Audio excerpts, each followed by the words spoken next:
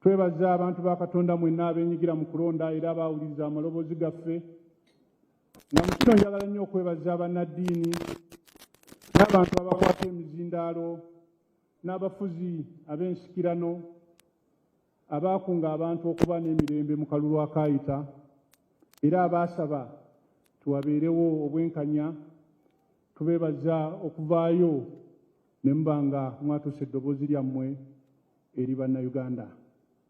Njagala nnyo okwebaza bannaffe bannamawulire olw'omulimu gwe mwakola oba gwe mukola okutusaako byonna ebyali mu kulonda n'ebyo byennyini ebitaatuuka bulungi. Twasobola okumanya ekifaananyi ki ekyagenda mu maaso na kiki ekigenda mu maaso. Mu ekyo njagala okuddamu okusaba bannaddiini n'abafuzi ab'ensikirano n'abakwata emizindaalo temusirika busirisi nga waliwo ebigenda mu maaso ebitali bituufu. Tivi zino zitulaze nti waliwo abantu abaakulusunyizibwa mu kulonda okwaggwa, abaakubwa emiggo, n'abamu be bagendanga bayoola ng'okulonda kuwedde.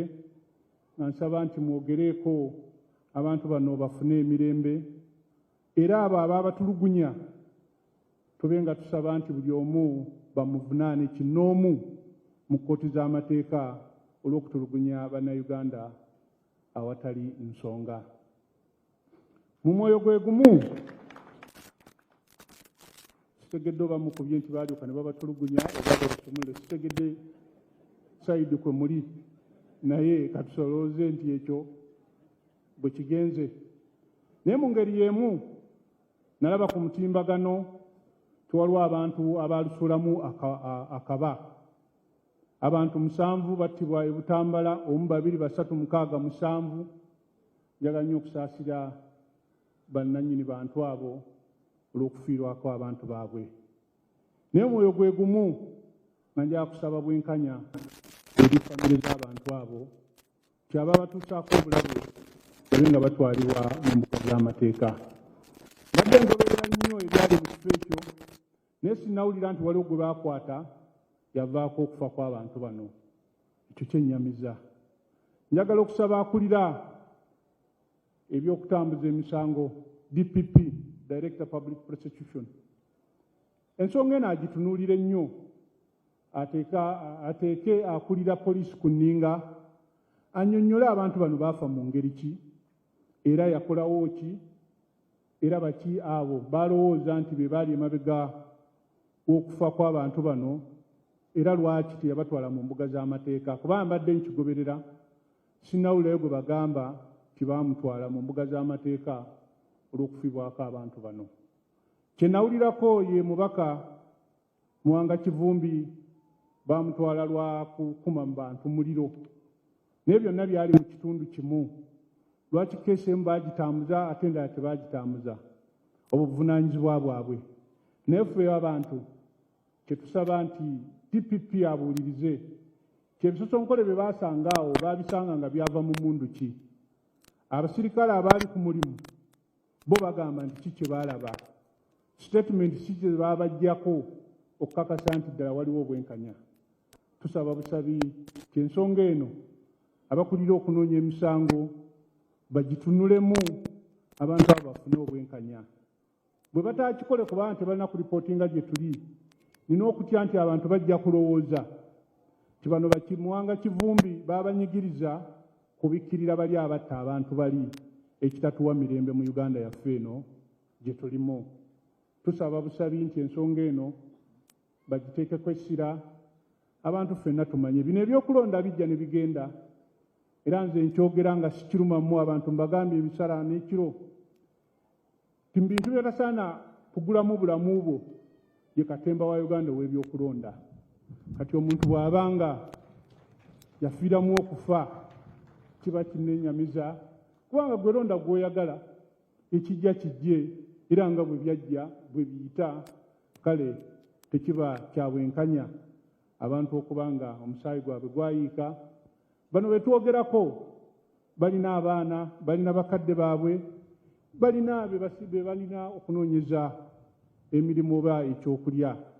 Tusaba bwenkanya eri abantu abo bonna abaali emabega w'okubatulugunya oba okubatta babe nga basimbibwa mu kkooti z'amateeka zibalamule. Ndudde ekintu kino nga nkisaba era nja kuddamu nkisabe nga nja kusaba gavumenti eri mu buyinza ti abantu bonna beekutte nga bavunaana okuba mu bintu by'obufuzi nga mbasaba ebe nga ebawa obwenkanya ti abamazeyo ebbanga eddene myaka 5, 2, 3 gumu ebe nga ebayimbula. Bano be ŋŋamba ab'ebyobufuzi nina okukijjayo obulungi be bano be bakutte ebbanga ddene naye tebabatwalanga mu kkooti z'amateeka kubalamula. Babakutte ebbanga ddene emisango gyabwe tegitambula. Babakutte ebbanga ddene obujulizi bwe babalinako ate tebabuwa abo abalina okubawolereza babutunulemu emisango gino gibe nga gitambula. Kye tusaba kiri kimu ti baba balina emisango mubalamule mubatwale mu makooti balamulwe. Bwe gibanga emisango gyafuumuuka tubasaba busabi mubasonyiwe badde eka ensi yaffe efune emirembe ffenna tugyeyagaliremu.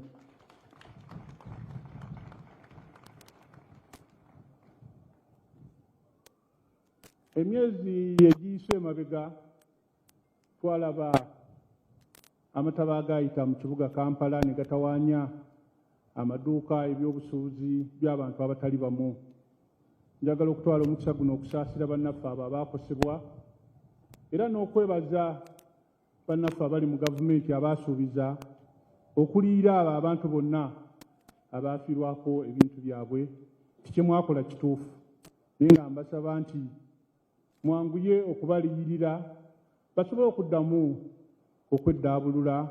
Abantu bano abamu akaabwe ke baalina kaagenda n'amataba kati gy'oko mu kulwawo okumuwako omuwa oba omuteekako ekizibu.